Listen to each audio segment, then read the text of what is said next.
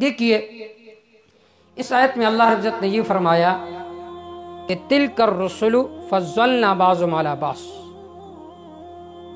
کہ ہر مومن کے لیے یہ اعتقاد رکھنا لازمی ہے کہ تمام انبیاء علیہ السلام اللہ کے رسول ہے، اللہ کے برگزیدہ پیغمبر ہیں۔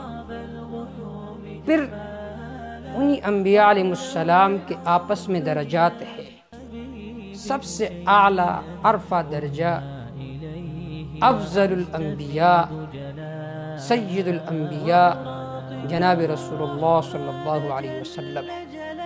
ان کے علاوہ جتنے انبیاء ہیں ان کے آپس میں درجات ہے، بعضوں کو اللہ نے اونچا درجہ دیا، بعضوں کو ان سے کم دیا۔ یہ درجات قرآن و سنت سے ثابت ہے۔ جس طرح اس آیت سے یہ معلوم ہوا کہ فضلنا بعضهم علی بعض، بعض کو ہم نے بعض پر فضیلت دی ہے۔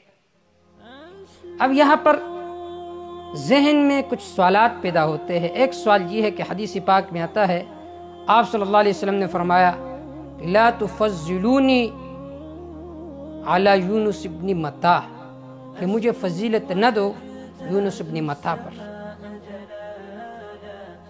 اور یہاں پر فرماتے ہیں کہ نہیں، انبیاء علیہ السلام کے آپس میں درجات کے اعتبار سے تفاوت ہے۔ اس کا جواب یہ ہے کہ یا تو یہ قبل العلم آپ صلی اللہ علیہ وسلم نے فرمایا تھا، آپ کو پتہ نہیں تھا کہ میرا درجہ تمام انبیاء سے اونچا ہے۔